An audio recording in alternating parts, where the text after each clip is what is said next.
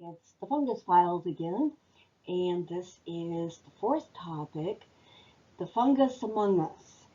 What I'm going to be talking about is fungi, food, and famine. Uh, there will also be a video on basically the micro the microfungi that are in our bodies. So let's get going. All right, fungi is food. Obviously, we think of mushrooms and the edible mushrooms, and they're great. For those of you who like mushrooms, I do, but some people don't. Um, there are also some of the all the blue cheeses are marbled with fungi, and it actually gives them flavor. Yeast is used to make bubbles and alcohol and helps us have decent bread to eat so we're not eating a rock. And then the other one here is truffles. And I'm really hoping that at some point here, maybe during a class day, I can talk to you all about truffles, which are kind of like diamonds, and there's crime, and it's amazing stuff. Okay, so we've actually been eating fungi for at least 15,000 years. They have found remnants showing that people ate fungi, probably looking in petrified poop. I'm not sure. Uh, I thought this cartoon was kind of funny because it shows the hunter-gatherers, you know, carrying the mushrooms like they just hunted it, and over here they're spearing and using the arrows to kill their mushroom. So even though mushrooms are low in calories, they're really high in some various nutrients. And that was really important for the hunter-gatherer society, especially in the spring when they've pretty much been eating meat all winter, and maybe a few dried things. So when the mushrooms came out in the spring, not only are they getting some protein, they're also getting B vitamins, antioxidants, which help you fight infections and cancer, and vitamin D, which also would have been important in the northern climates because we don't get enough sun to get a lot of vitamin D. And there's a whole bunch of research going on with that. A lot of doctors are recommending we take vitamin D now. Okay, so there was hunter-gatherer society. They ate fungi. But then about 10,000 years ago, people started planting crops, and that changed our whole society. Instead of doing the wandering around and following the food, people were growing their food. And you possibly remember from history that that the Fertile Crescent was where it all started, the Tigris and Euphrates rivers, and that is actually in present-day Iraq. If you look at it now, it doesn't look like a place that would be terribly fertile. Been many, many, many years of agriculture there, but it was where people started planting crops, and wheat was one of the first. Um, so this is kind of interesting. When they first started growing grains like wheat, they actually ate the grain whole. And they might have eaten it raw, they might have eaten it cooked. If you've ever tried to cook a whole grain, it takes hours and hours and hours to get them to get soft enough to actually eat. I have eaten wheat raw. I grew up on a farm, but that's really crunchy and it gets between your teeth. So eventually they learned to crack the grains and grind them into flour. Then they were able to make bread, but not the bread you're looking at. This is really flat. Um, I've actually baked bread like this, not on purpose, when my yeast didn't work. And it's basically like trying to eat a rock. It's really hard, and it would have also had like pieces of the grain in it and the husk and everything getting between your teeth. But they did that for thousands of years. So about 3,000 years ago, that was when um, there was probably an accident. They believe it was with the Egyptians, and they had the bread dough out, and the yeast was floating around in the air, landed on the bread dough, went, this is a good place to live, and started reproducing, creating the bubbles, and then the bread was much lighter and much easier to eat. And eventually they figured out that if you had a yeast dough working, you could take a piece of that, move it over, you can save it and use it for the next batch. We call that sourdough these days. About 1,000 years after the first yeast of bread, the Greeks figured out how to make alcohol out of yeast.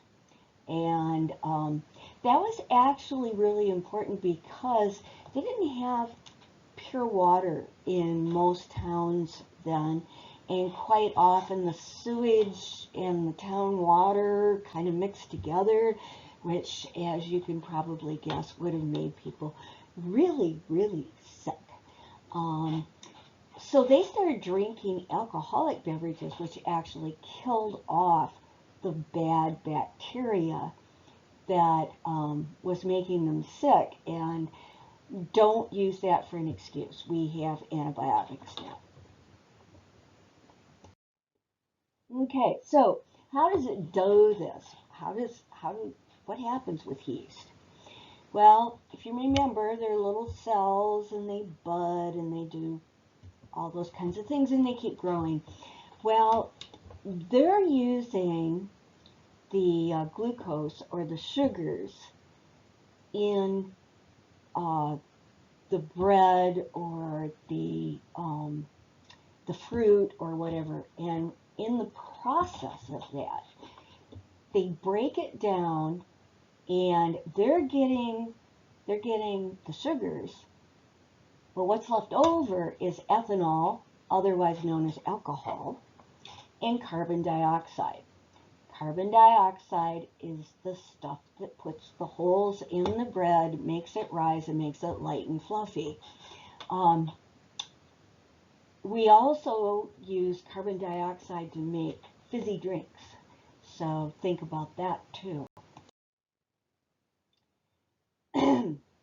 Okay, so there's some of the direct uses, much more direct uses of fungi in food, but there's this whole other part. And remember, the hyphae all together make something called mycorrhiza. Well, the mycorrhiza, they found out, helps us grow crops. So about 150 years ago, they figured out that crops that were inoculated, in other words, the soil, they put extra mycorrhizae in the soil, grew much, much better. And they had higher yields. And there's a reason for that. The mycelium is just like it's adding onto the roots of the plant, so it increases the root surface, and so the plant can take up water and nutrients a lot more. They can do much more than if you had these tiny little bits of roots, and imagine it all happening all the way down to the end of the mycorrhizae. And the mycorrhizae keep growing. So there's three things that happen. There's a lot of words here.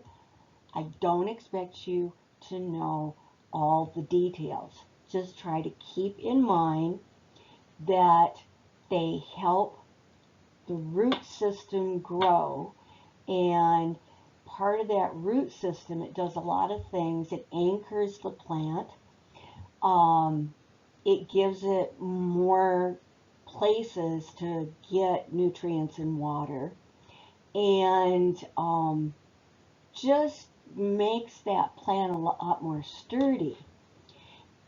They also, the second part of that is they become much more efficient at using the nutrients in the soil. And one of the big ones is phosphorus. It's also nitrogen, potassium, and some other things, but the phosphorus is a huge thing with the plants. And then because of the hyphae added to the roots, they have a lot more ability to absorb the moisture out of the soil, and they can take it a longer distance. Now, when we get to the topic of mycelial mines, which I hope you can get to, will be some other things the mycelium does, which that mycorrhizae, plants talk to each other. That's a whole other story. So why is it important? Why is it important that we have fungi helping us grow food? Well, obviously we like to eat. The other thing is that this graph shows that in 2020, where's 2020? Okay, so between 1961 and 2009, the total food production, this is the red line, the per capita food production is the blue line. Now, per capita means per person. So we have a ton of food, but for some reason, per person, we don't have a whole lot because it's unevenly distributed. And the population, of course, keeps growing. What do you think is going to happen as the population continues to increase? Right now, our population's around 7.6 billion, and by 2050, which is not going to affect me, but will probably affect you, the population should be up just under 10 billion people. So I want you to think about how fungi can actually help us meet those food needs in the future. The next part, part 2, we'll be talking about fungi and a couple of different kinds of famine because of fungi. And I'll see you there.